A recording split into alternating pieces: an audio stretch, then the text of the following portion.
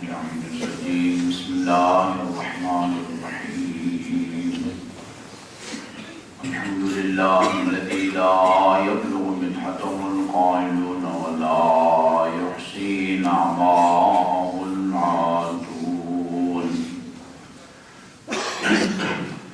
ولا يؤدي حقه المجتهدون الذي لا يدركه بعد الهمم ولا يناله غوص الفتن والصلاة والسلام على خير خلقه وأشرف بريته الذي سمي في السماء بأحمد وفي الأرضين بأبي القاسم محمد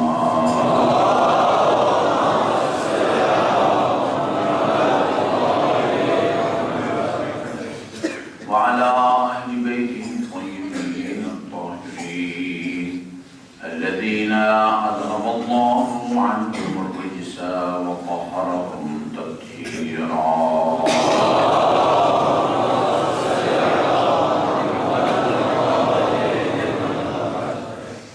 واللعن الأبدي على أعدائهم أجمعين أما بعد فقال الله الحكيم بسم الله الرحمن الرحيم وجعلناهم أئمة يهدون بأمرنا وأوحينا إليهم فعل الخيرات وإقام الصلاة وإيتاء الزكاة وكانوا لنا عابدين. درود بھیجیے مولانا.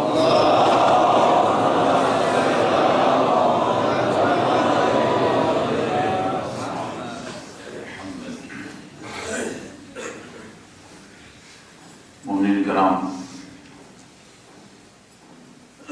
اس میں کوئی شک نہیں کہ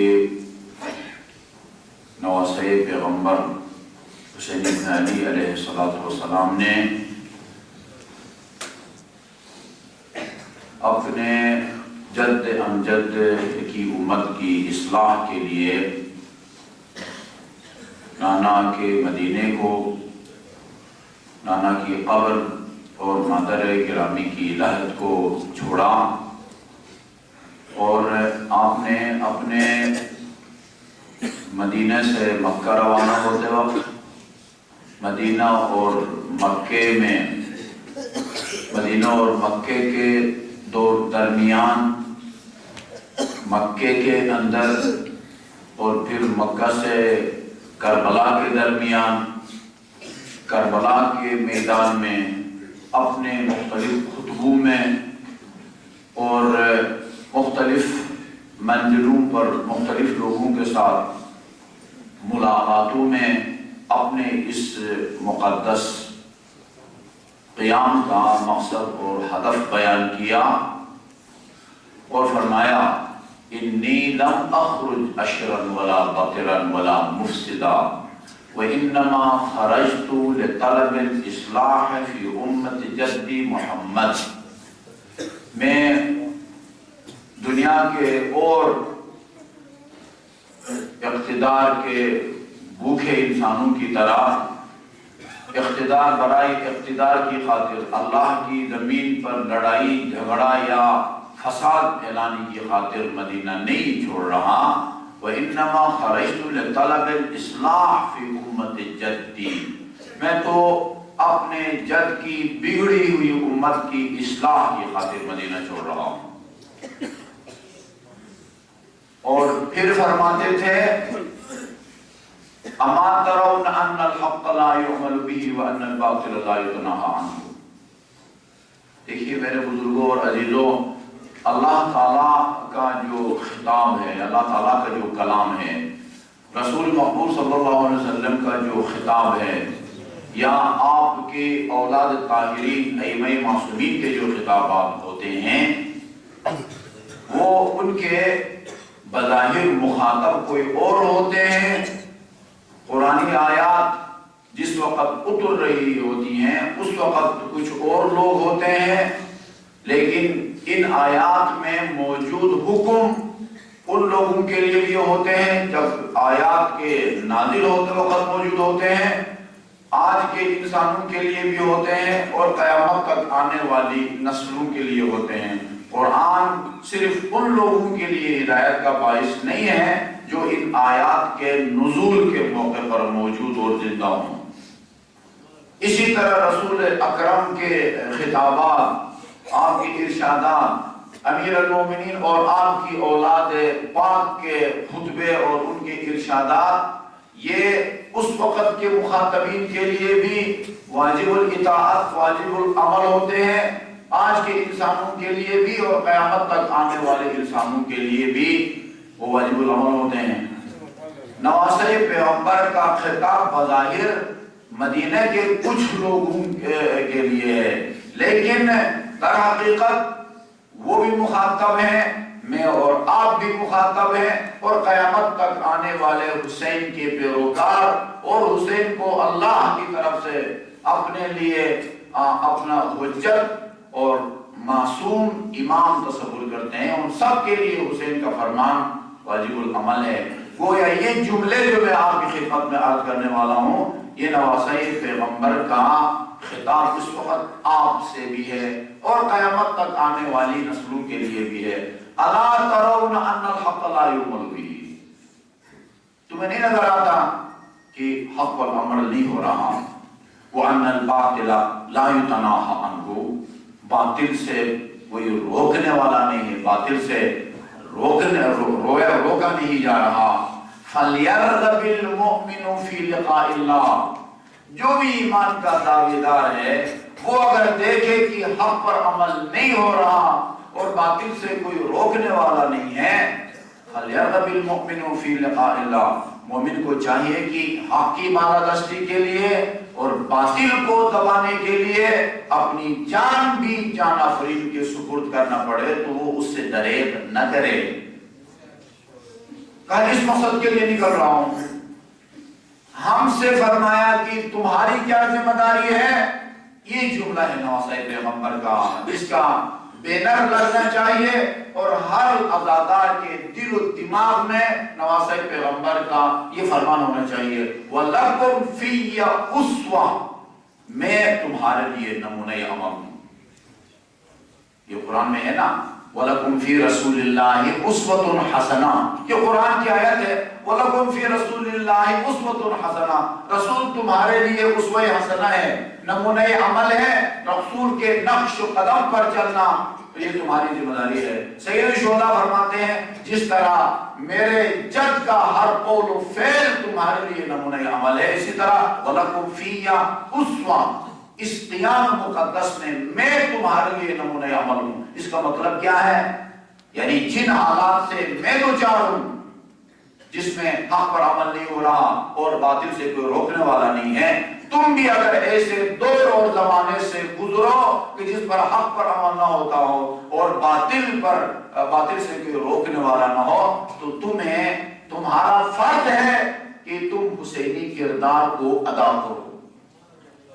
لَكُمْ فِيَّ أُسْوَةٌ، میں تمہارے لیے نمونہ عمل ہوں۔ حالات حاضرہ کے مطابق اگر گفتگو کرنا چاہیں تو میں یہ عرض کروں گا کہ جس طرح بین الاقوامی سطح پر بالعموم اور وطن عزیز میں اور پاکستان میں بالخصوص جس طرح مکتب اہل بیت کے پیروکاروں کے خلاف ایک کامیاب پروپیگنڈا ہو رہا ہے، آج تک شاید کسی مکتب فکر کے خلاف اس طرح کامیاب پروپیگنڈا نہ ہوا ہوگا۔ اور اس کی ایک واضح مثال میں اس سال ایک حج کا واقعہ میں آپ کو سناتا ہوں، میں اکثر اپنے عشرہ کی مجالس میں سنا چکا ہوں۔ میں اور میرے ایک ساتھی عالم دین مولانا مرزا حسین صابری، جو گزشتہ سالوں میں میری عدم موجودگی میں یہاں جمعہ بھی پڑھاتے رہے ہیں اور جامعۃ القصر کے وہ مدرس ہیں، ہم دونوں مدینے کے اندر مسجد النبی میں جا رہے تھے۔ ان کے پاس ایک شاپر کے اندر کچھ کتابیں تھی، مذہبی کتابیں، بعض حج کے اعمال کے بارے میں تھی، بعض مذہبی تھی، کچھ اختلافی مسائل کے بارے میں بھی کچھ کتابچے تھے، امامت کے بارے میں، حی علی خیر العمل کے بارے میں، تراویح کے بارے میں، تربت پر سجدے کے بارے میں، الصلاۃ خیر من النوم کے بارے میں، اور اس طرح کے کوئی ایک پورا سیٹ ہے اس قسم کے مسائل کی وضاحت کے لیے وہ تھیں۔ کچھ اور فلسفہ حج سے متعلق باتیں تھیں۔ وہاں مسجد الحرام کے گیٹ پر، گیٹ نمبر 37 جس کا نام باب مکہ ہے، مکہ گیٹ، اس گیٹ پہ وہ تلاشی لی گئی، اور جب دیکھا کہ اس طرح کی مذہبی کتابیں ہیں تو انہوں نے ان کو پکڑ لیا، اوپر لے گئے، اور لے جا کے جب دیکھا کہ اس طرح کی کتابیں ہیں، وہ پرچہ کاٹا گیا۔ وہ خلاصہ یہ ہے کہ پرچہ کاٹا گیا اور ان کو حوالہ، یعنی ان کتابوں کی برآمدی کے جرم میں ان کے دونوں ہاتھ وہ پیسے، جیسے کہتے ہیں پاس پشت، انہوں نے باندھا اور ان کو لے جا کے حوالات میں بند کر دیا۔ اچھا، یہ کل 8:30 بجے مدینے کی عدالت میں پیشی ہے، کورٹ میں چلا گیا کیس۔ وہاں ہم نے جو حج ڈائریکٹر ہے وہاں، اس سے جا کر ہم ملے، اس نے ہم کو یہ بتایا کہ دیکھیں ان کے جو مولوی ہوتے ہیں جو آپ کو مدینہ میں رسول کے قبر کے قریب نہیں جانے دیتے، جنت البقیع میں ائمہ علیہ السلام کی قبر کے قریب نہیں جانے دیتے، یہ لوگ تنگ نظر ہوتے ہیں، اور جو ان کا قاضی ہوتا ہے وہ اتنا تنگ نظر نہیں ہوتا۔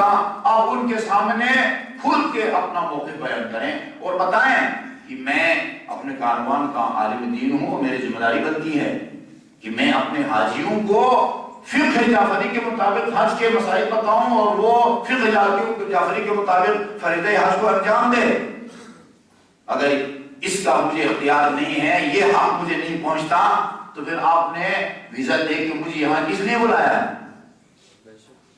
اور پھر کہیں کہ میرے مکتب کے اوپر جو الزامات لگتے ہیں اس کا بھی مجھے جواب دینے کا حق پہنچتا ہے۔ کھل کے بولیں، گھبرانے کی ضرورت نہیں ہے، وہ آپ کا موقف جو ہے وہ آرام سے سنے گا۔ وہ پہلے ہی وہ بتا چکے تھے، ہمیں بتایا تھا، وہ تو بیچارے حوالات میں تھے، پھر ہم نے ان کو بھی بتایا کہ آپ کو وہاں گھبرانا نہیں ہے اور خود کا اپنا موقف بیان کرنا ہے۔ انہوں نے پوچھا، خلافت کے بارے میں پوچھا، اور بھی بہت سارے فقہی مسائل کے بارے میں انہوں نے، وہ کہہ رہے تھے میں نے تسلی سے امیر المومنین کے فضائل کو بیان کیا۔ وہاں میں نے کہا کہ خلیفہ دوم نے فرمایا اعلیٰ علی اللہ لک عمر، رسول مقبول نے فرمایا علی مع الحق والحق مع علی، علی مع القرآن والقرآن مع علی۔ جس کی اتنے فضائل ہوں، یہ وہ عقل کہتی ہے کہ اس شخصیت کو، جس کو رسول خدا نے، اللہ تعالیٰ نے نفس رسول کہا ہے، اس کے فضائل و مناقب کی دنیا پر ہم اس کو افضل سمجھتے ہیں، اور اسی لیے رسول کے بعد ہم آپ کو خلیفہ بلا فضل اور جانشین پر حق سمجھتے ہیں۔ اور بھی بہت سارے مسائل پر انہوں نے کھل کے گفتگو کی، اور آخر میں مولانا صاحب نے اس سے پوچھا، کامیاب پروپیگنڈا دیکھیے کہ ہم کس عالم میں ہیں اور ان حالات میں ہماری ذمہ داری کیا بنتی ہے۔ مولانا صاحب اس سے پوچھتے ہیں کہ آپ شیعوں کو مسلمان سمجھتے ہیں یا کافر سمجھتے ہیں؟ مولانا مرزا صابری صاحب اس قاضی سے پوچھتے ہیں، آپ نے میری گفتگو کو سنی، آپ نے میری گفتگو کو سنا، اب مجھے بتائیں آپ کے نزدیک شیعہ مسلمان ہے یا نہیں ہے؟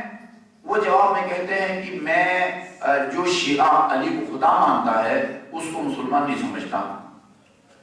انہوں نے کہا کہ ہم بھی اس کو مسلمان نہیں سمجھتے جو علی کو خدا مانتا ہو، جو علی کا خدا ہے وہی ہمارا خدا ہے، علی ہمارا خدا نہیں ہے۔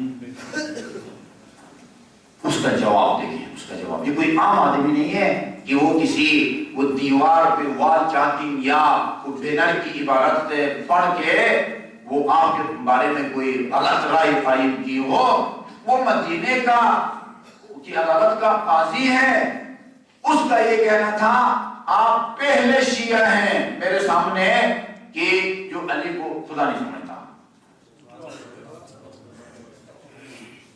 ادھر اسی اسلام آباد کے ملافات میں ایک مجلس پڑھی میں نے، وہاں جب اس کو بیان کیا میں نے کہا کہ مدینہ کی عدالت کا قاضی یہ کہتا ہے کہ میں آپ پہلے شیعہ مجھے ملے ہیں جو علی کو خدا نہیں سمجھتے۔ ایک زبردست مومن نے نعرہ لگا دیا نیچے سے، میں نے کہا یہ وہ نعرہ والی بات کون سی ہے بھائی؟ یہ مقام عبرت ہے، رونے کا مقام ہے۔ اس قدر بے بنیاد پروپیگنڈا کہ مدینہ کے عدالت کا جو قاضی ہے اس کو یہ باور کرایا گیا ہے، اس نے آپ کے عقائد کی کتابوں کو نہیں پڑھا، وہ پڑھا ہوتا تو یہ بات نہ کرتا۔ بنیادی عقائد کی کتابیں جو ہمارے نصاب میں ہے اور اپنے بچوں کو ہم پڑھاتے ہیں، وہاں اس طرح کی کوئی بات نہیں ہے۔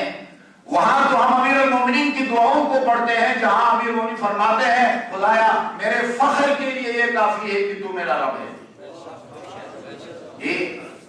تو میرا ایسا رب ہے جیسا علی چاہتا تھا، اور تو مجھے ایسا عبد بنا دے جیسا تو چاہتا ہے۔ خدا علی کے نبی کو، علی کے رسول کو، جس طرح میں اور آپ رسول اللہ کا کلمہ پڑھتے ہیں اسی طرح علی بھی رسول اللہ کا کلمہ وہ پڑھتا تھا جی۔ اس رسول کو اللہ تعالیٰ اپنا عبد اور بندہ کہتا ہے، اور علی فخریت طور پر کہتے ہیں کہ انا عبد من عبید محمد، میں محمد کی اطاعت گزاروں میں سے ایک اطاعت گزار ہوں۔ اسے کیسے ممکن ہے کہ ہم علی کو خدا کہیں؟ وقت کا تقاضا ہے کہ یہ تو میں نے ایک درد تھا جو آپ کے سامنے بیان کیا ہے۔ صاحبان فکر، ارباب بصیرت سر جوڑ کے بیٹھے کہ اس کامیاب اور 100% بے بنیاد پروپیگنڈا کا توڑ کیا ہے، ہمیں کس طرح اس کا توڑ وہ کرنا چاہیے۔ اس کے نتیجے میں، اس پروپیگنڈے کے نتیجے میں کہ آپ کی جانوں کو خطرہ لاحق ہو رہا ہے۔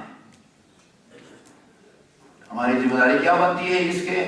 آج کی شب میں اس حوالے سے میں اپنی ذمہ داری یہ سمجھتا ہوں کہ اب 1 گھنٹہ ٹائم ہے، اگر 15 منٹ اوپر بھی لگ جائیں کوئی حرج نہیں ہے۔ شیعہ عقائد کا خلاصہ میں آپ کی خدمت میں پیش کرنا چاہتا ہوں۔ شیعوں کا عقیدہ کیا ہے؟ شیعوں کا عقیدہ کیا ہے؟ اور اس کو بیان کرنے سے پہلے یہ بھی آپ کو بتا دوں کہ لفظ شیعوں کے اندر بھی بہت سارے فرقے ہیں جو اپنے آپ کو شیعہ کہلاتے ہیں۔ 7 فرقے ہیں شیعوں کے، وہ کہتے ہیں مسلمانوں کے 72 فرقے ہیں، خود شیعوں کے 7 فرقے ہیں۔ شیعہ زیدیہ ہے، شیعہ جارودیہ ہے، سیدہ کیسانیہ ہے، شیعہ اسماعیلیہ ہے، شیعہ اثنا عشریہ ہے۔ ہمارا تعلق شیعوں کے 7 مکاتب فکر میں سے شیعہ اثنا عشریہ سے ہے۔ شیعہ اثنا عشریہ جس کا دوسرا نام عدلیہ بھی ہے، تیسرا نام امامیہ بھی ہے۔ آپ شیعہ اثنا عشری ہے، امامیہ ہے اور عدلیہ ہے۔ اثنا عشری شیعہ کے علاوہ باقی جو شیعہ ہیں، شیعہ فرقے ہیں، ان کے کچھ غلط عقائد ہیں، اور مسلمان جب ان غلط عقائد کو پڑھتے ہیں تو وہ یہ سمجھتے ہیں کہ شاید یہ عقیدہ شیعوں کے تمام فرقوں کے ہیں، ان میں اثنا عشری بھی ہے۔ حالانکہ اسماعیلیوں کے کچھ عقائد ہوں گے وہ اثنا عشریوں کے نہیں ہیں، زیدیوں کے کچھ عقائد ہوں گے وہ اثنا عشریوں کے نہیں ہیں، وہ کیسانیہ کے کچھ عقائد ہوں گے وہ اثنا عشری کے نہیں ہیں۔ ایک ان کی غلط فہمی کا کی ایک وجہ یا سرچشمہ یہ بھی ہے کہ انہوں نے دیکھا کہ لفظ شیعہ جی وہ جو بھی اپنا کو شیعہ کہلاتا ہے شاید اس کے یہ عقائد ہیں، نہیں، وہ اگر باانصاف ہیں تو انہیں دیکھنا چاہیے کہ شیعوں کے مختلف فرقے ہیں اور یہ دیکھیں کہ کس فرقے کے کیا عقائد ہیں۔ وہ دین کی جس کو اللہ تعالیٰ نے اپنا، وہ اسلام کی جس کو اللہ تعالیٰ نے ایک پسندیدہ دین اسلام کہا ہے، ان الدین عند اللہ الاسلام۔ امیر المؤمنین کا جو نہج البلاغہ کا خطبہ اول ہے اس کے مطابق امیر المؤمنین نے فرمایا اول دین معرفتہ، دین کا جو قدم اول ہے، دین اسلام کو اگر اپنانا ہے اس کا پہلا قدم اللہ تعالیٰ کی معرفت ہے۔ دین کا قدم اول اللہ تعالیٰ کی معرفت ہے۔ اللہ تعالیٰ کی معرفت کا مطلب یہ ہے کہ انسان یہ مادیت کے خول سے نکلے اور اس سوچ کو خیر بات کہے کہ اس کائنات میں وہی کچھ موجود ہے جو مجھے نظر آئے، اور جو مجھے نظر نہ آئے وہ نہیں ہے۔ یہ سوچ کمیونسٹوں کی ہے، یہ سوچ دہریوں کی ہے، جو آپ کے چائنا میں اور ماسکو میں وہ کثرت سے پائے جاتے ہیں۔ کہتے بھی ہم نے دیکھا کہ انسان، ہم نے آسمانوں میں بھی، سمندر کی گہرائیوں میں بھی جا کے دیکھا، وہاں کوئی اللہ نام کی چیز ہم کو نظر نہیں آئی، لہذا اللہ ہے ہی نہیں، ہوتا تو نظر آتا۔ یہ ٹھیک ہے، آپ کہہ دیتے ہیں جب کوئی مرحوم ہو جاتا ہے فلاں کی روح قفس انسری سے پرواز کر گئی، ہم نے انسان کی زندگی میں اس کا آپریشن کر کے دیکھا اور مرنے کے بعد اس کا پوسٹ مارٹم کر کے اس کے رگ رگ کو دیکھا، اس کے اندر ہم کو روح نام کی کوئی چیز نظر نہیں آئی۔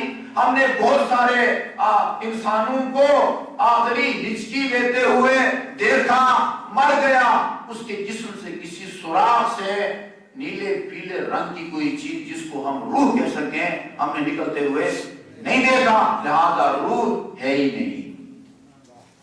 اس سوچ کو خیر بات کہنا یہ دین کا قدم اول ہے۔ یہ عقیدہ رکھنا کہ اس کائنات میں بہت ساری سینکڑوں ایسی حقیقتیں ہیں جو نظر نہیں آتی، نظر آ بھی نہیں سکتی، لیکن ان کی نشانیاں، ان کے آثار اتنے زیادہ ہیں کہ ان کی موجودگی میں آپ ان کا انکار نہیں کر سکتے۔ زندگی کو آج تک کسی نے نہیں دیکھا۔ آپ کہیں کہ جو آپ بول رہے ہیں اور ہم بیٹھ کے سن رہے ہیں یہی تو زندگی ہے؟ نہیں، یہ جو میں بول رہا ہوں اور آپ بیٹھ کے سن رہے ہیں یہ زندگی کا اثر ہے، اس کی نشانی اور علامت ہے۔ خود زندگی کو آج تک کسی نے نہیں دیکھا۔ بہت ساری چیزیں ہیں، کشش ثقل کے آثار آپ کو نظر آتے ہیں، خود کشش ثقل وہ آپ کو نظر نہیں آتا۔ یہ قدم اول ہے۔ البتہ اول الدین معرفتو، اس میں درجات ہیں، درجات، سب لوگ ایک طرح کی معرفت نہیں رکھتے۔ دوسرا جو بنیادی چیز ہے، اور یہ بھی آپ کے ذہن میں ہے کہ دین مجموعی طور پر دو چیزوں کا نام ہے، دو چیزیں جب مل جاتی ہیں تو دین اسلام کا مفہوم سامنے آتا ہے۔ دین اسلام کی کچھ چیزوں کا تعلق عقیدے سے ہے، عقیدہ، ان میں اللہ تعالیٰ کی معرفت ہے، ان میں اللہ تعالیٰ کی وحدانیت ہے، اللہ تعالیٰ کا عدل ہے، نبوت ہے، امامت ہے اور قیامت۔ ان کا جن چیزوں کا تعلق عقیدے سے ہے، نظریے سے ہے، آئیڈیالوجی سے ہے، اس کو اصل دین کہا جاتا ہے۔ دین کی جڑیں، جو عقائد ہیں ان کو دین کی جڑ کہتے ہیں۔ اور جن کا تعلق عمل سے ہے، نماز پڑھتے ہیں، روزہ رکھتے ہیں، حج کرتے ہیں، زکات دیتے ہیں، خمس دیتے ہیں وغیرہ وغیرہ، جن کا تعلق عمل سے ہے ان کو فروع دین یعنی دین کی شاخیں، عقیدے کی حیثیت ایک درخت کی جڑ کی سی ہے، اور جو اعمال ہیں ہمارے وہ ان کی حیثیت ایک درخت کی شاخوں کی ہے۔ عقیدہ صحیح ہوگا، یہ درخت کی جڑیں ہوں گی تو اوپر شاخیں قائم ہوں گی، جڑ جس دن گر جائے اس دن دھڑام سے وہ درخت بھی شاخوں سمیت گر جائے گا۔ عقیدہ آپ کا درست ہے، اس کی بنا پر آپ کے اعمال بھی ٹھیک ہوں گے، اور اگر عقیدہ آپ کا غلط ہے تو آپ کے اعمال بھی ہدر اور ان کی کوئی حیثیت نہیں ہوگی۔ یہ پہلی اصل توحید۔ عجیب بات ہے، الحمدللہ آپ ارباب دانش ہیں۔ ہم نے کہا کہ دین کی پہلی بنیاد اللہ کی معرفت ہے۔ امیر المومنین نے بھی فرمایا اول الدین معرفت ہو، نہج البلاغہ میں۔ نہج البلاغہ کی شان میں ایک جملہ عرض کر دوں۔ میں نے شیخ مطہری رضوان اللہ تعالی علیہ کی کتاب میں مضمون پڑھا تھا، اس میں جو ہوشیار قسم کے فصیح اور بلیغ رائٹر ہوتے ہیں یا خطیب، ان کی مہارت یہ ہوتی ہے کہ جو مضمون دیتے ہیں، یہ کالم نگار بھی آپ اخبارات میں آپ پڑھتے ہیں، وہ اپنے مضمون کو دلچسپ بنانے کے لیے ایک اس اپنے مضمون کا نام، دلچسپ نام دیتے ہیں. اس نام کو دیکھ کے پڑھنے والے میں دلچسپی ہوتی ہے، بھئی یہ تو عجیب مضمون ہے، اس کو پڑھنا چاہیے. اس میں لکھا ہوا تھا ایک کتاب پر مشتمل لائبریری. ایک لائبریری ہے، اس میں ایک کتاب ہے، اور وہ بھی آپ کی کوئی ذاتی لائبریری نہیں ہے. گھر کے کمرے میں آپ نے وہ ایک الماری بنائی ہے جی، اور ایک لائبریری بنائی ہے. پیسہ نہیں تھا، فی الحال صرف ایک کتاب آپ نے خرید کے اس میں رکھ دی ہے. نہیں، لکھا تھا لندن میں ایک لائبریری ہے، اس میں صرف ایک کتاب ہے. وہ کیا کتاب ہے بھائی؟ لکھا ہے وہ نہج البلاغہ ہے. اور لوگوں نے نہج البلاغہ کی عظمت اور اس کی اہمیت کے اعتراف کے طور پر اور اس کے احترام میں اور کوئی کتاب نہیں رکھی. پوری لائبریری میں ایک علی کا کلام نہج البلاغہ رکھا ہے جی. یہ نہج البلاغہ ہے. میں بہت دفعہ عرض کر چکا، ہمارے اظہر عابدی صاحب کہہ رہے تھے میرے پاس ایک کٹنگ ہے. مولانا کوثر نیازی نے انڈیا کا دورہ کیا تھا، وہاں علمی شخصیات کے علاوہ، دینی شخصیات کے علاوہ وہ ایک شخصی آدمی تھے، راجیو گاندھی سے بھی ملے تھے. راجیو گاندھی سے انہوں نے پوچھا کہ وہ اسلام کی ایک شخصیت ہے جس کا نام علی ابن ابی طالب ہے، تو آپ لوگ اس سے متعارف ہیں؟ علی نام کی کسی شخصیت کو جانتے ہیں؟ راجیو گاندھی کہتا ہے مولانا صاحب یہ کیا بات کرتے ہیں، کیسے ہو سکتا ہے کہ ہم ان سے آگاہ نہ ہو؟ ہم جب اپنے ملک بھارت کا جب آئین بناتے ہیں تو علی کا جو عہد نامہ ہے جو انہوں نے اپنے گورنر مالک اشتر کو بنا کے دیا تھا، اس کو سامنے رکھ کر اور اس سے استفادہ کر کے بھارت کا آئین بناتے ہیں. کیسے ہو سکتا ہے؟ انڈیا کی حکومت، انڈیا کے وہ پارلیمنٹ جو ہے وہ آئین بناتی ہے نہج البلاغہ کے عہد نامہ کی روشنی میں، اور علی کو اپنا امام اول ماننے والا اس کو نہج البلاغہ کا پہلا خطبہ بھی نہیں معلوم کہ وہ پہلا خطبہ کیا ہے. یہ جو میں نے آپ کو خطبہ سنایا ہے، الحمدللہ الذی لا یبلغ منتہہ القائلون ولا یحصی نعماء العادون، یہ نہج البلاغہ کا پہلا خطبہ ہے.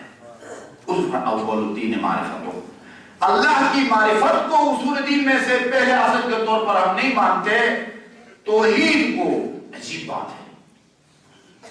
اصول دین میں سے پہلا اصل یہ کہ اللہ تعالیٰ کی معرفت ہو.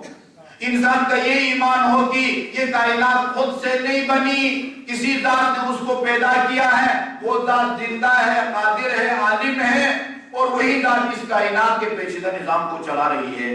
یہ نہیں اصل کے طور پر، بلکہ وہ واحد ہے، اللہ ایک ہے. یہ بھی ایک مسئلہ ہے. امیر وہ نہج البلاغہ کہتے ہیں کہ جو آپ کہتے ہیں اللہ واحد ہے، اللہ کی وحدانیت کو، توحید کو اپنے عقیدے کی جو بنیاد قرار دیتے ہیں، وہ خدا اس معنی میں ایک نہیں ہے جس معنی میں آپ کا سر ایک ہے. سمجھ میں آ رہی ہے؟ وہ ایک جو گنتی میں آئے اس معنی میں اللہ ایک، واحد لا بالعدد، اللہ ایک تو ہے لیکن وہ گنتی کے شروع میں جو ایک ہے، جس کے بعد دو، اس کے بعد تین، اس کے بعد چار آتا ہے، اللہ اس معنی میں ایک نہیں ہے. اللہ کے ایک ہونے کا مطلب اللہ کا یگانہ ہونا ہے. ایک اور یگانہ میں کتنا فرق ہے؟ بہت فرق ہے. اچھا جی، اللہ کے توحید کا مطلب کیا ہے؟ توحید کی 7 قسمیں ہیں. ہم جس توحید کے قائل ہیں اس کی پہلی قسم یہ ہے کہ اللہ کی ذات ہماری طرح اجزاء کا مجموعہ نہیں ہے. اجزاء کا مجموعہ نہیں ہے. سر ہو، چھاتی ہو، ہاتھ ہو، آنکھیں ہو، ٹانگیں ہوں، ایسا اللہ نہیں ہوتا. اس کا کوئی وزن نہیں ہے، اس میں حرکت نہیں ہے، اس میں سکون نہیں ہے، وہ آتا جاتا نہیں ہے. یہ اس کا نہ آسمان میں نہ کوئی ٹھکانہ ہے، نہ کوئی زمین میں ٹھکانہ ہے. وہ شہید ضیاء الدین رضوی نے اپنے اس سے بابرکت زندگی میں وہ نصاب کی تحریک چلائی تھی، تو وہ کیا میٹنگ ہو رہی تھی اسلام آباد میں، وہ 9ویں 10ویں اور 8ویں اور 7ویں اور FA کی کتابوں میں اور فرسٹ کتابوں میں اسلامیات میں نظر ثانی کے لیے ایک کمیٹی بنائی گئی تھی، جو کمیٹی وہ 9ویں اور 10ویں کی اسلامیات کے لیے بنائی گئی تھی نظر ثانی کے لیے، اس میں شیعوں کی طرف سے مجھے بلایا تھا. وہاں ایک حدیثوں کا چیپٹر تھا، حدیثوں کا ایک حدیث تھی، ارحموا اہل الارض یرحمکم اہل السماء. یہ پیٹرک ایفے کی کتاب میں یا 9 کی آپ کو یاد ہو شاید، اس میں یہ ہے کہ زمین والوں پر رحم کرو، آسمان والے تم پر رحم کریں گے. وہ آگے بریکٹ کے اندر لکھا ہوا تھا آسمان والے یعنی خدا تم پر رحم کرے گا. میں نے کہا یہ کوئی ٹوٹل ہم کوئی 13-14 تھے، میں شیعوں کی طرف سے صرف مجھے بلایا گیا تھا، باقی صاحب وہ پشاور آپ یعنی چاروں صوبے آزاد کشمیر سے نمائندے تھے وزارت مذہبی امور کے اور تعلیم کے بیٹھے ہوئے تھے. میں نے کہا کہ بریکٹ میں اللہ کیوں لکھا ہے؟ اللہ کوئی آسمان میں رہتا ہے؟ انہوں نے کہا پھر آیہ کریمہ ان اللہ علی العرش استوى، پھر اس کا کیا مطلب ہے؟ اس کا ہی ترجمہ کرتے ہیں کہ اللہ تعالیٰ عرش پر براجمان ہے، ادھر جو خدا ہاؤس بنا ہوا ہے وہاں وہ رہائش پذیر ہے. میں نے کہا اگر وہ عرش میں رہتا ہے پھر وہ یہ کیوں کہتا ہے قرآن میں اینما تولوا فثم وجہ اللہ، تم جدھر رخ کرو ادھر میری ذات موجود ہے. عرش پر نہیں ہے، صرف عرش پر نہیں ہے، یہ ایک محدود جگہ وہ ہو سکتا ہے جس کا بدن ہو، بدن اس کے لیے بیڈ چاہیے، اس کے لیے کرسی چاہیے، اس کے لیے کمرہ چاہیے، یہ جس کا بدن ہو.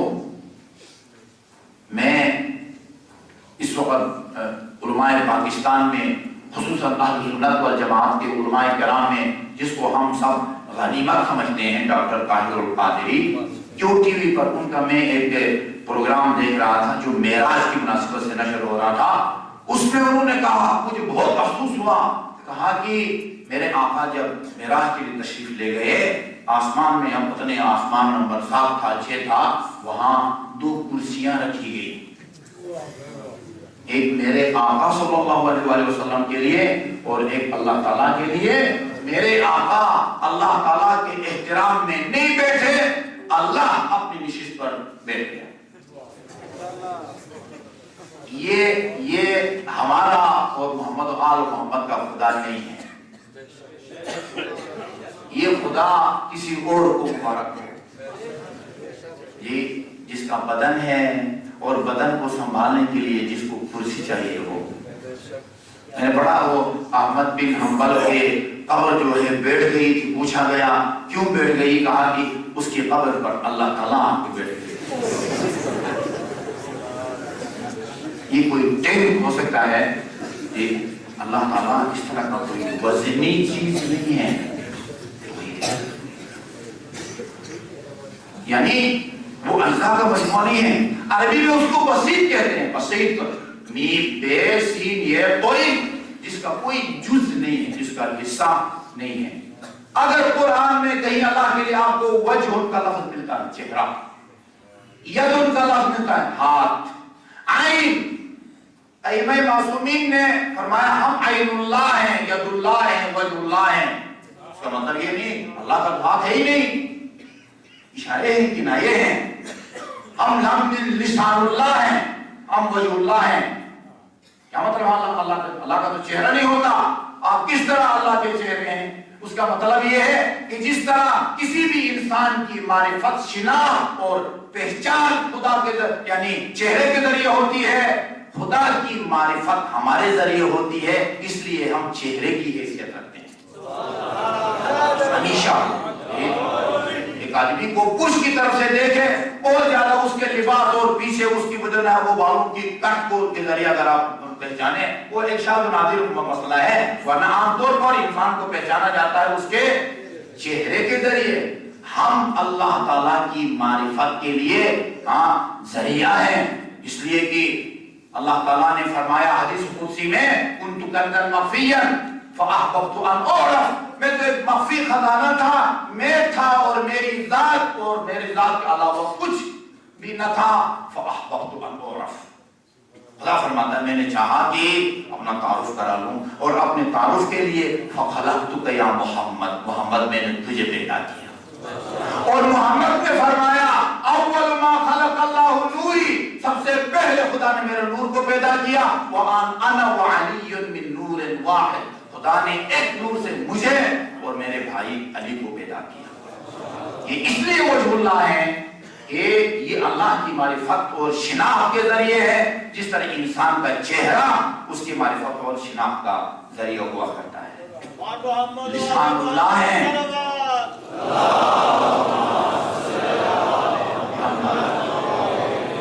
لسان اللہ ہے، اللہ کی زبان نہیں ہے. وہ اللہ کے لیے جو صفات ثبوتیہ آپ پڑھتے ہیں، وہ کسی زمانے میں لوگ پڑھاتے تھے. اب تو لوگ جو ہے نا وہ سارے اپنے وہ اکیڈمی وغیرہ میں سارا پیسہ لگاتے ہیں. ادھر اللہ کی صفات ثبوتیہ سلبیہ، ثبوتیہ یعنی خدا کے وہ صفات اور کمالات جو خدا میں ہیں، سلبیہ وہ جو خدا میں نہیں ہیں. ان میں آپ کہتے ہیں اللہ متکلم ہے. متکلم کا مطلب تب بولنے والا. ہاں آپ بھی متکلم ہے، دیکھ میں متکلم ہوں، بول رہا ہوں. اللہ بھی متکلم ہے، لیکن کیا خدا بھی اس طرح تکلم کرتا اور بولتا ہے جس طرح میں بولتا ہوں؟ میرا منہ ہے، منہ کے اندر 32 دانت ہیں، 32 دانتوں کے درمیان میں ایک تیز ترار گوشت کا ٹکڑا ہے جس کو زبان کہتے ہیں. جی وہ گھومتی پھرتی ہے، اس کے نتیجے میں آوازیں نکلتی ہیں، اس کو تکلم کہتے ہیں. ایسا ہے نا؟ خدا بھی اس طرح کا متکلم ہے. اس کو اعضاء بدن نہیں، اس کے نہ دانت ہے، نہ اس کی زبان ہے، نہ اس کا منہ ہے، نہ اس کے لب ہے. پھر خدا کے متکلم ہونے کا کیا مطلب ہے؟ خدا کے متکلم ہونے کا مطلب یہ ہے خدا کائنات کی جس چیز کو میں چاہے بولنے کی طاقت عطا فرمائے. یہ خدا کے اعضاء بدن نہیں ہوتے اگر قرآن میں خدا کے لیے وجہ ان کا لفظ ہے، ید ان کا لفظ ہے، آنے جانے کا. آپ بھی اپنے سیکٹروں سے گھروں سے یہاں اٹھ کے آئے ہیں، اللہ کے لیے بھی قرآن میں آنے کا لفظ استعمال ہوا ہے. وَجَاءَ رَبُّكَ وَالْمَلَكُ صَفًّا، اللہ آیا، اس کے فرشتے آئے جی صف بندی کے ساتھ. جب اللہ آیا، فرشتہ آیا، ایک جاء استعمال ہوا، ایک جاء خدا کے لیے بھی اور فرشتوں کے لیے بھی.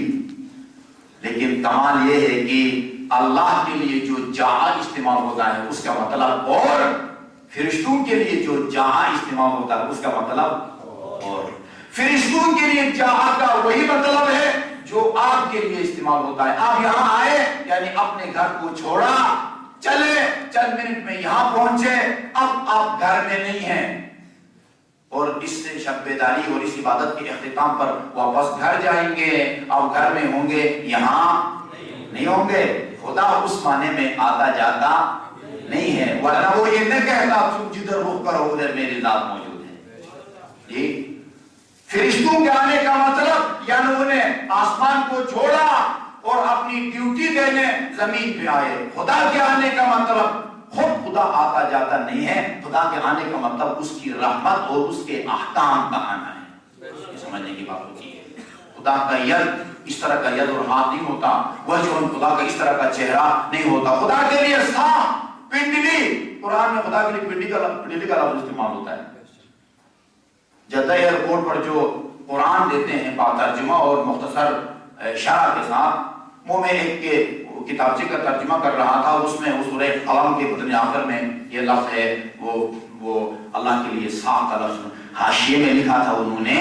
ہمارا اپنے اسلاف کی طرح یہ عقیدہ ہے کہ جس طرح ہماری پنڈلی ہے اللہ کی بھی پنڈلی ہے.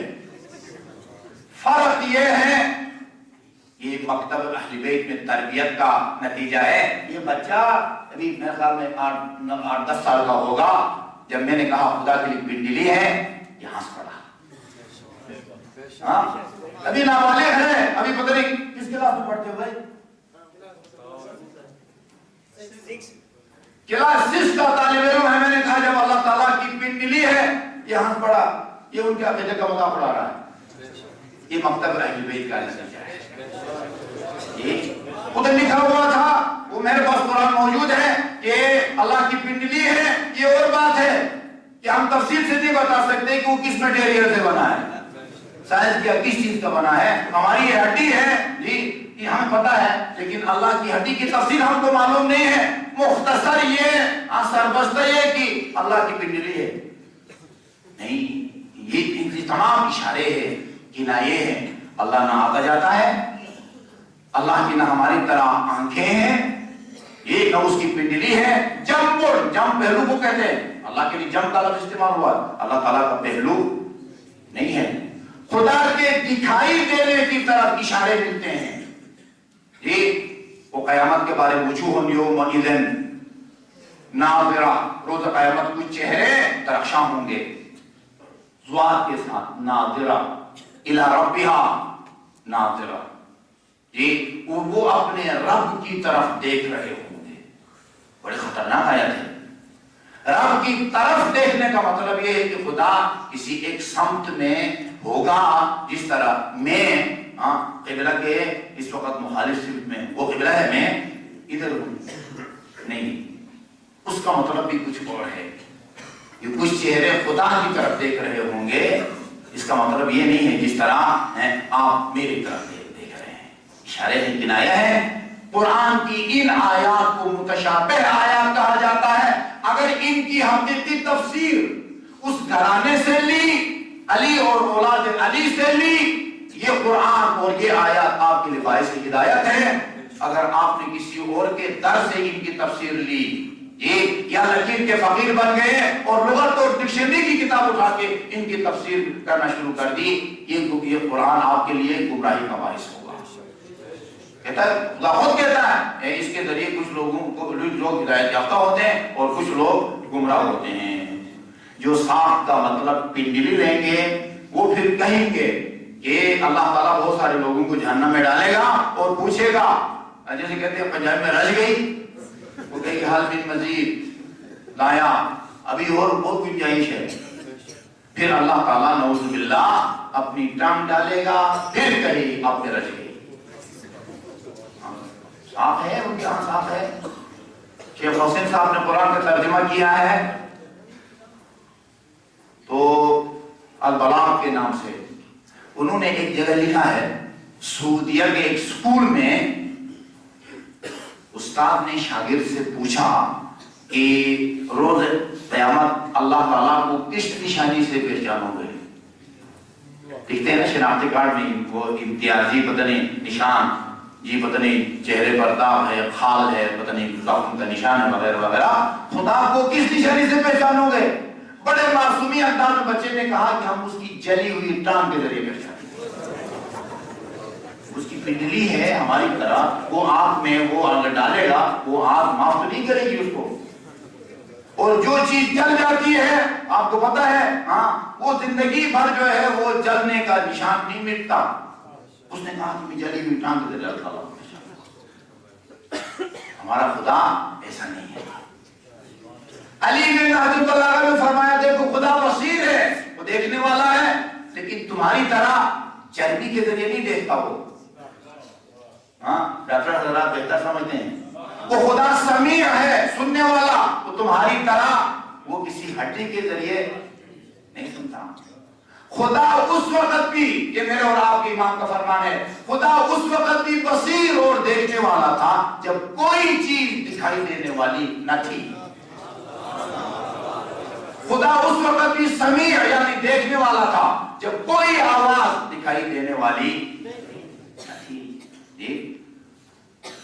ہمیں مشرک کہنے والوں توحید کو سمجھنا ہو تو نہج البلاغہ پڑھو. آپ میرے خیال میں بزرگ جانتے ہیں، حافظ سیف اللہ سنی سے شیعہ ہوئے تھے. حافظ سیف اللہ سیف المناظرین کہتے تھے ان کو، سیف المناظرین. وہ جس طرح اسے بد کردار اور بدکار وہ خالد بن ولید کو یہ سیف اللہ کہتے ہیں، یہ سیف المناظرین کہلاتے تھے. وہ چیزیں اس پر کہتے تھے. شیعہ ہونے کے بعد اصول کافی اور نہج البلاغہ کو پڑھ کے مجھے پتا چلا کہ زندگی کا ایک عرصہ میں مشرک تھا. اس دروازے پہ ملتی ہے توحید. یہ اللہ تعالیٰ کا کوئی اعضائے بدن نہیں ہوتے. ایک توحید کے قسم توحید فی الافعال، یعنی اس کائنات کا خالق صرف ایک ذات ہے. جو اچھی چیزیں ہیں آپ کی نظر میں ان کا خالق بھی وہی ہے، اور جو بری چیزیں ہیں ان کا خالق بھی وہی ہے. رسول اللہ اور اہل بیت کا خالق بھی اللہ کی ذات ہے. ابو جہل، مروان، فرعون، شداد، ان کا خالق بھی وہی ہے. جو چیزیں آپ کے لیے فائدہ مند ہیں ان کا خالق، جو چیزیں بظاہر آپ کے لیے نقصان دہ ہیں ان کا خالق ایک سنویہ مسلک ہے. سنویہ وہ کہتے ہیں کہ اس کائنات کے اندر ہم دیکھتے ہیں مخلوق دو قسم کی ہے. ایک اچھی مخلوق ہے مچھلی، ہاں چھلکے والی مچھلی ہم کھاتے ہیں، جس کا چھلکا نہ ہو وہ ہمارے نزدیک حرام ہے. مچھلی بہت صحت افزا، ہاں اس کا گوشت ہوتا ہے. اچھا جی، سانپ، بچھو، چھپکلی، کیڑے مکوڑے، وہ کہتے ہیں کہ یہ نقصان دہ چیزیں ہیں، ان کا خالق اور ہے. اچھی چیزیں ان کا خالق اور ہے. جو اچھی چیزوں کا خالق ہے اس کو یزدان کہتے ہیں، اور جو بری چیزوں کا خالق ہے اس کو اہریمن کہتے ہیں. ہمارا عقیدہ یہ ہے کہ چیزیں آپ کی نظر میں اچھی ہیں بری ہیں، سب کا خالق ایک ہے، چونکہ اس نے خود اعلان کیا ہوا قرآن میں خالق کل شیء، ہر چیز کا خالق. جس کو آپ اپنے لیے نقصان دہ سمجھتے ہیں جی، اس میں بھی کوئی مصلحت ہوتی ہے، اس میں آپ کے لیے فائدے ہوتے ہیں، آپ اس کی طرف متوجہ نہیں ہیں. میں نے بہت دفعہ یہ واقعہ بتایا ہے کہ حضرت موسیٰ جو تھے نا، وہ اللہ تعالیٰ کے ساتھ بہت فری ہوتے تھے، عجیب سوالات کرتے تھے.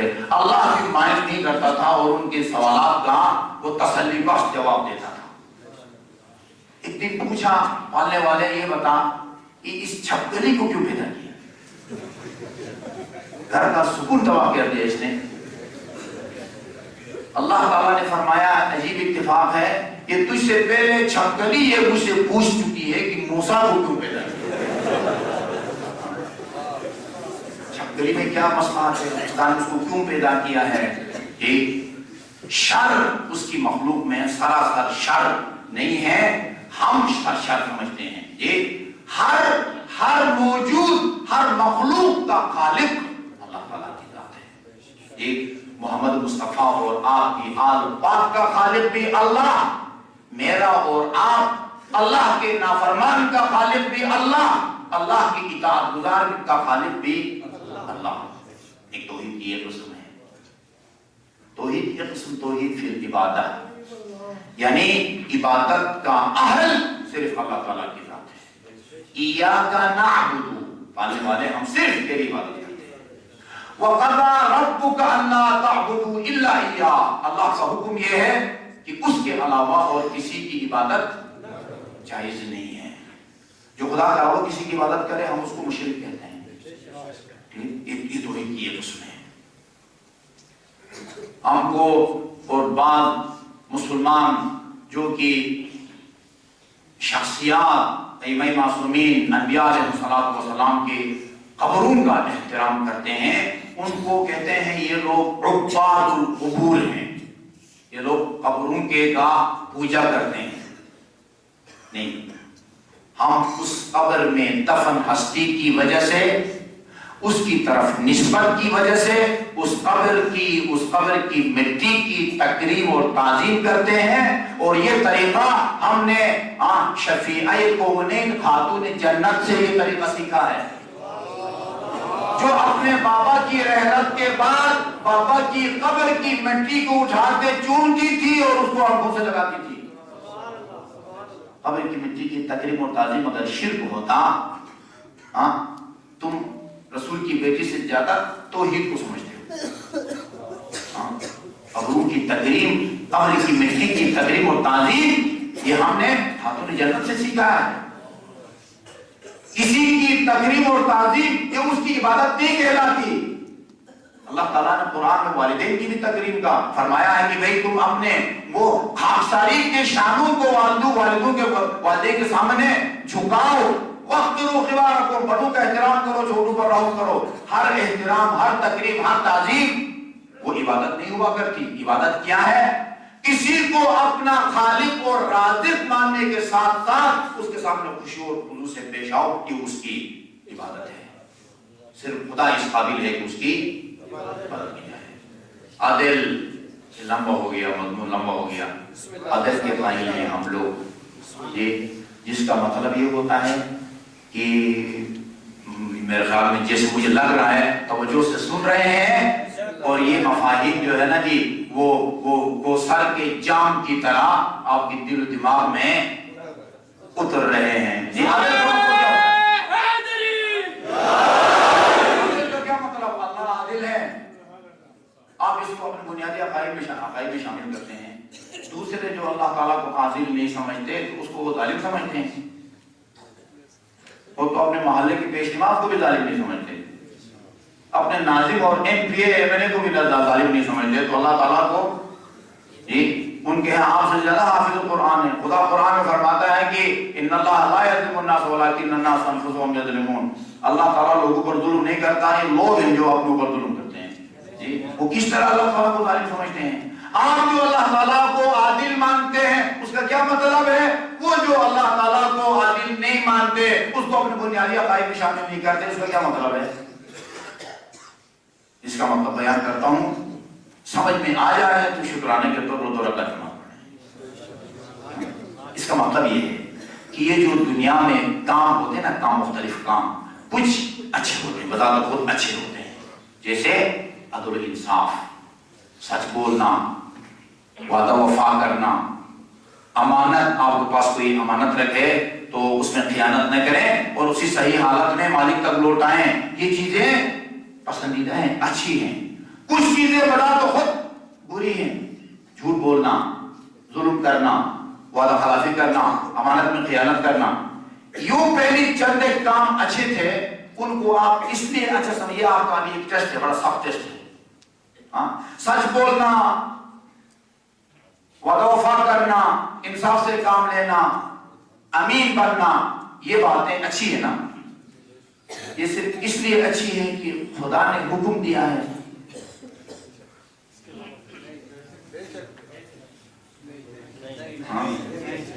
ویسے بھی اچھی ہیں، میرے کہتے ہیں ویسے بھی اچھی ہیں. اس کی دلیل یہ ہے کہ جو ہندو ہے، جو خدا کو نہیں مانتا، اس کے نزدیک بھی عدل اچھی چیز ہے، انصاف اچھی چیز ہے. جی مجموعی طور پر دیکھیں، مسلمان زیادہ جھوٹ بولتے ہیں یا غیر مسلم زیادہ جھوٹ بولتے ہیں؟ مسلمان زیادہ بولتے ہیں.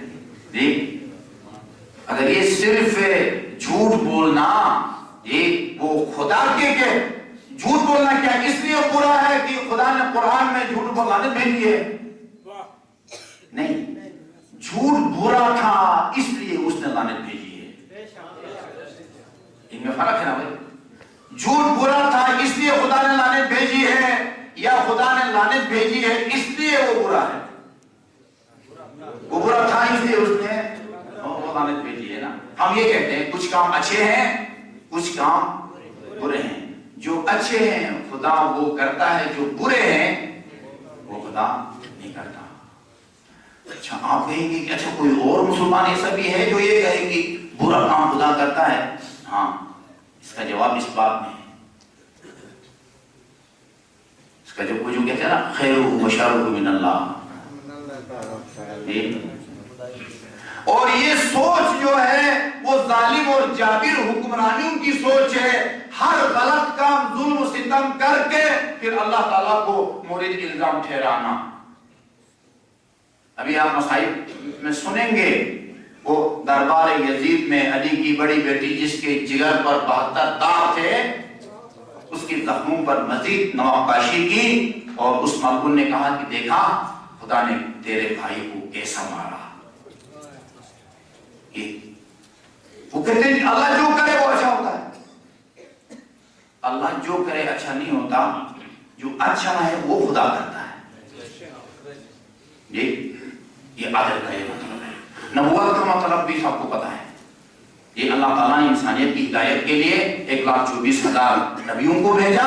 ان میں آخری نبی حضرت محمد مصطفیٰ صلی اللہ علیہ وسلم ہے. وہ گناہان ہیں، وہ گناہان صغیرہ اور کبیرہ سے پاک اور مبرہ ہے. گناہ صغیرہ بھی سرزد نہیں ہوتا، کبیرہ بھی سرزد نہیں ہوتا، سہو بھی نہیں، نسیان بھی نہیں، خطا بھی نہیں. وہ اللہ کی مخلوق میں سب سے افضل ہے. اور امامت کا مطلب کیا ہے؟ یہ ساری تمہید تھی، اصل بحث اب شروع ہوتی ہے. لیکن میں 6 بجے تک نہیں جا رہا، آپ گھبرائیں نہیں، وہ میرا ٹائم ختم ہو گیا. امامت کا مطلب کیا ہے؟ امامت وہ قیامت کی بات قیامت کے دن کریں گے. امامت کا مطلب کیا ہوتا ہے؟ امام ہمارے نزدیک آپ پر جو الزامات لگتے ہیں ان میں سے ایک الزام یہ ہے کہ لوگ ختم نبوت کے منکر ہیں. ختم نبوت کے منکر ہیں. کیوں کہتے ہیں؟ ان کو اس الزام کا موقع کیسے ملا؟ اس کی وجہ یہ ہے کہ ہمارا موقف یہ ہے کہ رسول کے بعد جو رسول کی جانشین کا منصب ہے اور عہدہ ہے، جس کو آپ وزیر پیغمبر کہتے ہیں، خلیفہ رسول کہتے ہیں، امام کہتے ہیں، ہمارا موقف یہ ہے کہ جس طرح رسول اور نبی بنانے کا اختیار اللہ کو حاصل ہے، یہ لوگ اپنے نبی کو مقرر نہیں کر سکتے، اسی طرح نبی کے بعد جو نبی کا جانشین ہوتا ہے، جو امام ہوتا ہے، اس کی سنگین ذمہ داری ہے. امام کوئی نئی شریعت لے کے نہیں آتا، وہ آخری نبی کی جو آخری شریعت ہے اس کی حفاظت اور اس کی تشریح یہ امام کی ذمہ داری ہے. اور یہ کام اتنا حساس ہے کہ ہم خدا کے علاوہ کسی اور کو یہ اختیار نہیں دیتے کہ وہ اپنے لیے امام مقرر کرے. رسول کو بھی یہ حق نہیں پہنچتا ہے کہ امام کو مقرر کرے.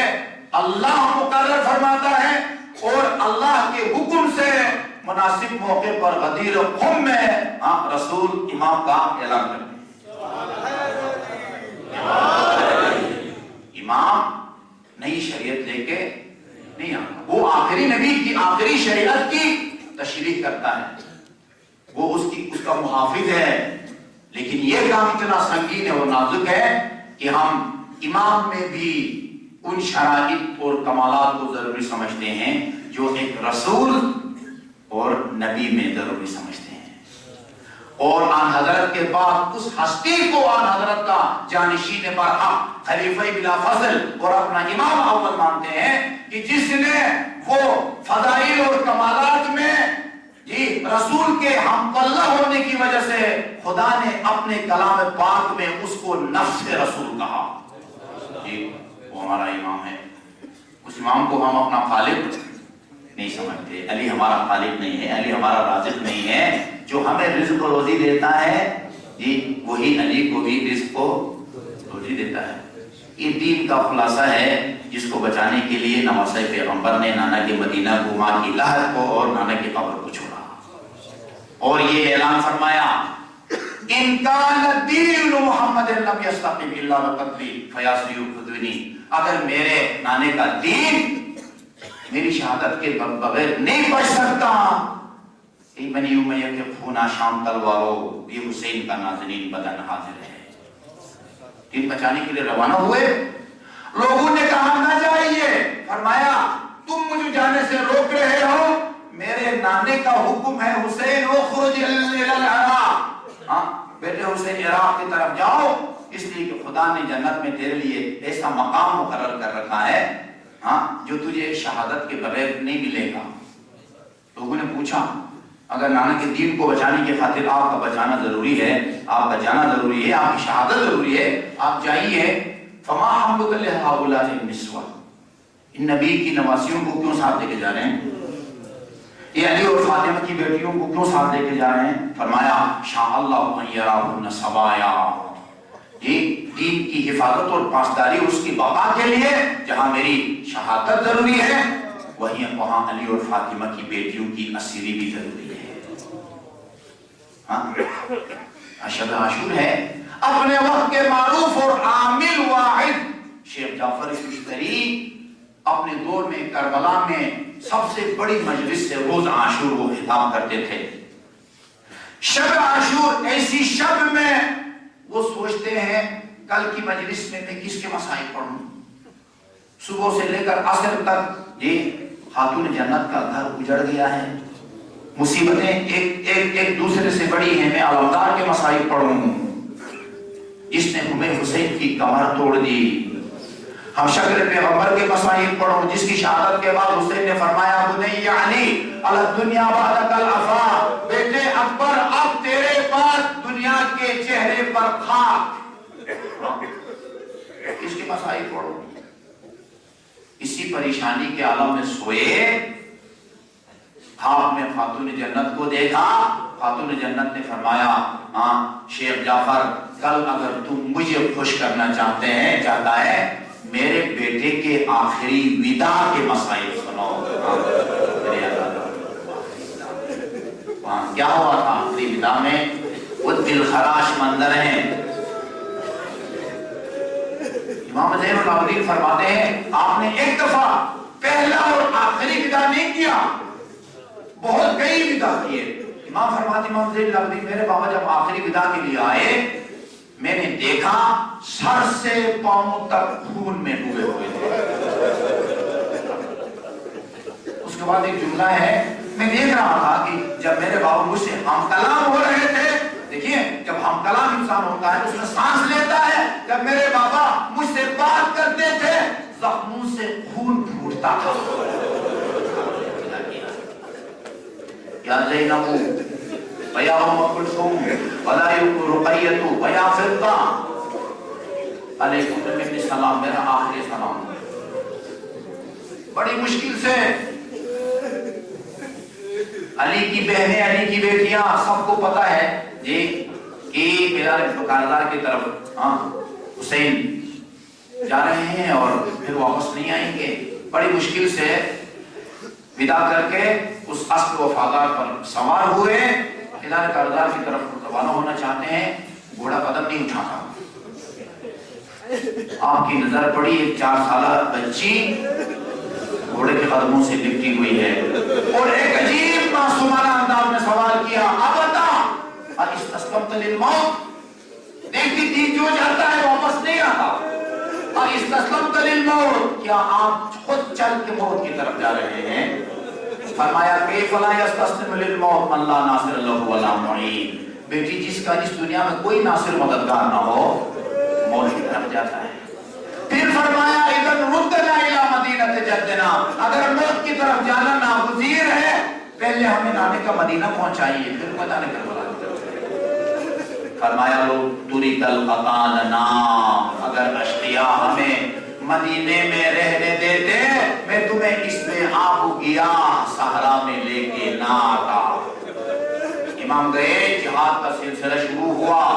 آپ کہتے کتنے اشقیاء کو واصل جہنم کیا، مختلف روایتیں ہیں، سب نے اتنا لکھا ہے اتنا اشقیاء کو واصل جہنم کیا کم سے کم 30,000 کے لشکر میں نمایاں کمی محسوس ہونے لگی. عمر صاحب نے کہا اس طرح کا ایک ایک ہو کے حسین کے مقابلے میں جاؤ گے لشکر کا صفایا ہوگا، حسین شہید نہیں ہوگا. چاروں طرف سے نواسے پیغمبر پر حملہ کر دو. فرمان جاری ہوتا ہے عزادارو، جس کے ہاتھ میں تلوار تھی وہ تلوار سے وار کرتا ہے، جس کے ہاتھ میں نیزہ ہے وہ نیزے سے وار کرتا ہے، جس کے ہاتھ میں تیر ہے وہ تیر اندازی کرتا ہے، جس کے پاس یہ اسلحہ نہ ہو پتھر پھینکتا ہے، اور جس کو پتھر نہ ملے نواسے پیغمبر پر کربلا کی گرم خاک پھینکتا ہے. فجلس لیستریح ساعتان، ایک چند لمحے کے لیے استراحت کے لیے رکے، بس رکنا تھا. ایک پتھر فاطمہ کے لال کے پیشانی پر لگا، خون نکلا، دامن عبا سے صاف کرنا چاہتے ہیں، سینہ نمودار ہوا اور اس لعین حرملہ کا تیرے سے شعبہ، وہ کہتے کربلا کی تاریخ میں 3 تیرے سے شعبہ چلے، ایک حلقے اصغر کے لیے اور ایک میرے اور آپ کی مظلوم امام کے قلب پاک کے لیے. اس تیر سے شعبہ کا لگنا تھا. فانقلب علی قرموس جوادہ، ہاتھوں سے رسول کا یہ شاہ سوار زین فرس پر سنبھل نہ سکا. زین تو چھوڑی لیکن ابھی زمین تک نہیں پہنچے. زین پر نہیں ہے، زمین پر نہیں ہے. آئیے اپنا جو حقیقی عزادار ہیں صاحب مصیبت امام زمان سے پوچھے، فرزند پیغمبر حسین زین چھوڑ چکے ہیں ابھی تک زمین پر نہیں آئے، وہ کہاں میں فرمائیں کہ زیارت ناحیہ میں السلام علی من حملہ رؤوس السحاب، سلام ہو میرے اس مظلوم جن پر کہ جس کا جنازہ کربلا میں مسلمانوں نے نہ اٹھایا بلکہ دشمن کے تیروں نے اور نیزوں نے جس کا جنازہ اٹھایا۔ عزاداروں، حسین کربلا کی خاک پر ہیں۔ میں نے پڑھا ہے دائیں کروٹ لیٹنا چاہتے تھے، زخموں نے نہیں لیٹنے دیا، بائیں کروٹ لینا چاہتے ہیں، زخموں نے نہیں لیٹنے دیا۔ کربلا کی خاک کو سرانہ بنایا اور اس پر پیشانی رکھ کر لیٹے۔ جسم میں حرکت نہیں ہے۔ کسی نے کہا نواسہ پیغمبر شہید ہو گیا، کسی نے کہا نے ابھی رمضان حیات باقی ہے۔ عمر خان کا ایک سپاہی جو اس غیرت مند امام کی غیرت سے آگاہ تھا کہا کہ اگر جاننا چاہتے ہو حسین زندہ ہے یا شہید ہو گئے ہیں، خیموں پر حملہ کر کے دیکھو۔ یہ بڑا غیرت مند امام ہے، اگر زندہ ہوگا اٹھنے کی کوشش کرے گا۔ عزاداروں، خیموں کا نام آنا تھا، میرے آقا نے اٹھنے کی کوشش کی مگر زمین پر گر گئے، پھر اٹھنے کی کوشش کی مگر زمین پر گر گئے۔ اور فرمایا شمر سے خطاب کر کے، شمر اپنے ان بدصفت سپاہیوں سے کہو جب تک میں زندہ ہوں اہل حرم سے دور رہیں۔ ہاں عزاداروں، جب تک حسین زندہ تھے یہ اشقیاء اہل حرم سے دور تھے۔ ادھر عصر عاشور کربلا کی زمین کانپی اور سرخ اور سیاہ ہوائیں چلنے لگی اور منادی کی آواز آئی، الا قد قتل الحسین بکربلا، الا قد قتل الحسین بکربلا۔ عمر خان کی آواز آئی، احلقوا بیوت الطالبین، قیدی بنا کے لے چلو، لوٹو تبرکات رسول بطول کو، قیدی بنا کے لے چلو آل رسول کو۔ اللہ رحمت اللہ رب العالمین سیعلم الذین ظلموا ای منقلب ینقلبون انا للہ وَإِنَّا إِلَيْهِ رَاجِعُونَ۔ مومنین کرام، عاشق کی ان قیمتی لمحات میں ایک کیفیت ہر وقت اور ہر شخص کو نصیب نہیں ہوتی۔ مریضوں کی شفایابی، حاجت مندوں کی حاجت روائی۔ اداکاران سید الشہداء دنیا میں جہاں کہیں بھی صف ادا بچھائے ہوئے ہیں، عتبات مقدسہ، خصوصاً عراق کے عتبات مقدسہ جن کو دشمنوں کی طرف سے خطرہ لاحق رہتے ہیں، ان کی سلامتی، وطن عزیز کی سلامتی کے لیے 5 مرتبہ کلمے کی تلاوت کرنا ہے۔ بسم اللہ الرحمن الرحیم۔ امن یجیب المضطر اذا دعاہ ویشفی السوء، امن یجیب المضطر اذا دعاہ ویشفی السوء، امن یجیب المضطر اذا دعاہ ویشفی السوء، امن یجیب المضطر اذا دعاہ ویشفی السوء، امن یجیب المضطر اذا دعاہ ویشفی السوء۔ یا اللہ یا واحد یا احد یا صمد یا من لم یلد ولم یولد ولم یکن له کفوا احد۔ خدایا بحق محمد و آل محمد جو مومنین و مومنات پریشان حال ہیں، پریشانیوں کو دور فرما۔ جو مومنین و مومنات مریض ہیں، گھروں میں ہو یا ہسپتالوں میں زیر علاج ہیں، انہیں جلد از جلد صحت کامل اور عاجل عنایت فرما۔ جو مومنین و مومنات اولاد ہیں، خصوصاً جو اولاد زرینہ کے آرزومند ہیں، انہیں اولاد صالح اور نرینہ عطا فرما۔ اس سرائے امامیہ دنیا میں جہاں کہیں بھی قید و بند کی صوبتوں میں، انہیں جلد از جلد رہائی نصیب فرما۔ اس سرائے امامیہ شہداء ایمانوں کو شہداء کربلا کے ساتھ محشور فرما۔ خدایا وطن عزیز کو استحکام نصیب فرما، اس کے داخلی اور بیرونی دشمنوں کو اپنے قدرت کاملہ سے نیست و نابود فرما۔ جمہوری اسلامی کو استحکام نصیب فرما، اس کے بدخواہ جو قابل ہدایت نہیں ہے انہیں اپنے قدرت کاملہ سے نیست و نابود فرما۔ وہاں کی صالح قیادت کو صحت، طول عمر اور دشمنان اسلام کے مقابلے میں ثبات قدم عطا فرما۔ خدایا محمد و آل محمد، ہمارے جن عزیز طلبہ و طالبات نے مختلف مقاصد کے لیے امتحانات دے رکھے ہیں یا دے رہے ہیں، انہیں نمایاں کامیابی نصیب فرما۔ بدت ابن الحسن کے ظہور میں تعجیل فرما، ہمیں آپ کے آوان اور انصار میں شامل ہونے کی توفیق عطا فرما۔ ربنا تقبل منا انک انت السمیع العلیم، محمد و آلہ الطیبین الطاہرین۔ جملہ مرحومین، خصوصاً یہ بچے جو اپنی جان ہتھیلی پر رکھ کے آپ حضرات کی حفاظت کی سنگین ذمہ داری ادا کرنے پا رہے ہیں، ان کے مرحومی کی ساتھ ثواب کے لیے سورہ فاتحہ اور 3 مرتبہ قرآن کی درخواست ہے۔